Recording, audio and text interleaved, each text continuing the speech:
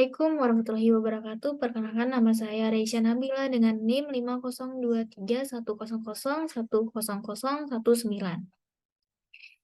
Saya akan menyampaikan hasil review yang telah saya baca dari artikel Travel Time Prediction Using Neural Network, a Literature Review, yang berarti prediksi waktu perjalanan menggunakan jaringan saraf tiruan tinjauan literatur.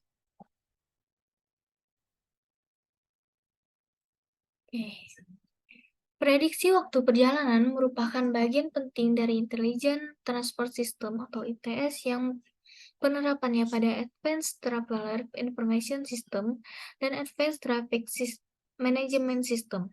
Waktu perjalanan membantu mengendalikan lalu lintas, menghindari kemacetan, perencanaan tur, dan perangkat sebelumnya yang menyediakan estimasi lalu lintas waktu nyata.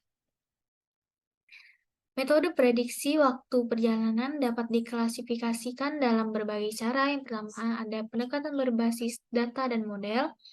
Nah, pendekatan berbasis data memperkirakan waktu perjalanan menggunakan basis data historis yang membandingkan keadaan lalu lintas saat ini dengan keadaan lalu lintas masa lalu yang paling mirip sesuai dengan parameter lalu lintas, seperti arus lalu lintas, kecepatan rata-rata, volume lalu lintas, jam dalam sehari, dan jenis hari seperti hari Minggu, hari libur, dan acara. Algoritma dan model yang termasuk di dalamnya adalah pemodelan deret waktu non-linear, model linear, model regresi vektor dukungan, dan jaringan saraf. Nah, pendekatan berbasis data ini memberikan hasil yang akurat dan metode yang efisien, namun satu-satunya kelemahan metode ini adalah spesifik wilayahnya, yaitu model yang dibangun untuk satu lokasi tidak dapat digunakan untuk lokasi lain, karena perubahan struktur dan keadaan lalu lintas.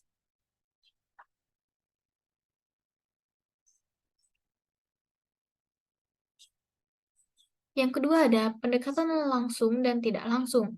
Dalam metode tidak langsung, parameter masukan lalu lintas yang berbeda, yaitu seperti arus lalu lintas, kecepatan, volume, dan lain-lain digunakan untuk memperkirakan waktu perjalanan, sedangkan pada metode langsung waktu tempuh diprediksi dari data waktu tempuh masa lalu. Yang ketiga ada metode parametrik dan non-parametrik.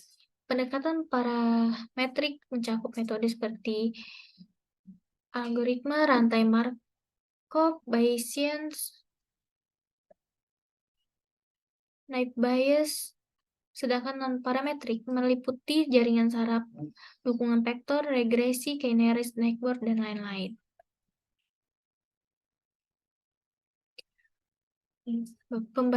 Pembahasan yaitu artificial neural network terdiri dari node dan link.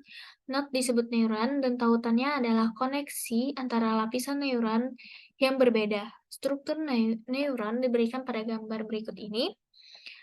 Hal ini menunjukkan neuron terdiri dari input X dan dengan bobot terkait dengan W yang dikalikan dan dijumlahkan untuk meneruskannya ke fungsi aktivasi untuk mendapatkan output. Jenis-jenis jaringan saraf tiruan diurutkan sebagai berikut, yaitu single layer feed-forward neural network, multi-layer feed-forward neural network, dan yang terakhir ada recurrent neural network. Prediksi waktu perjalanan metode menggunakan neural network, yaitu pertama ada multi-layer feed-forward neural network, multi-layer feed, yang kita singkat dengan MLP. Nah, peneliti membuat model multi-layer perceptron atau MLP untuk memprediksi waktu perjalanan berdasarkan faktor yang mempengaruhi waktu perjalanan seperti kondisi cuaca, waktu mulai perjalanan, tanggal perjalanan, kualitas jalan, jenis kendaraan, lokasi jalan, dan beban lalu lintas. Dalam hal ini, kelemahan algoritma kesalahan propagasi balik diatasi dengan metode penurunan paling curam dan menghasilkan hasil yang akurat. Yang kedua ada Deep Belief Neural Network atau DBN. Jaringan ini berasal dari struktur Restrict Boltzmann Machine atau RBM.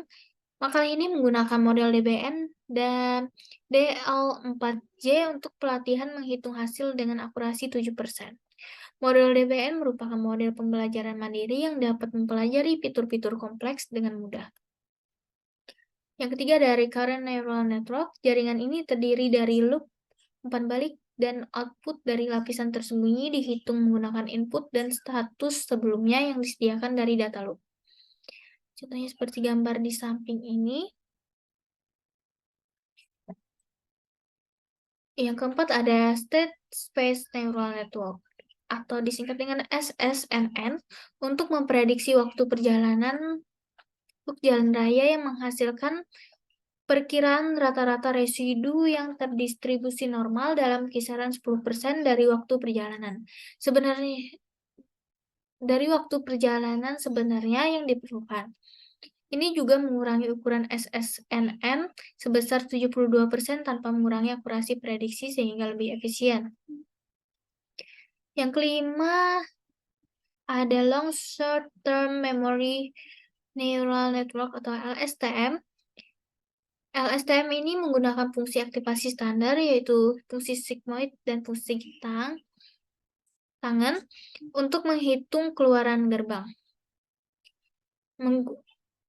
LSTM ini menggunakan data lalu lintas jalan raya, memperkirakan waktu perjalanan menggunakan jaringan syaraf LSTM secara langsung dan data pendekatan yang didorong. Hal ini menunjukkan bahwa median atau MRE mean relative error adalah 7% untuk 66 link yang digunakan dalam model eksperimen untuk prediksi waktu perjalanan 1 langkah ke depan, sedangkan untuk 4 langkah ke depan sebesar 10,8%.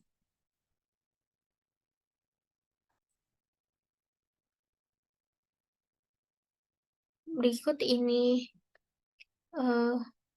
gambaran dari beberapa model yang setelah saya jelaskan sebelumnya.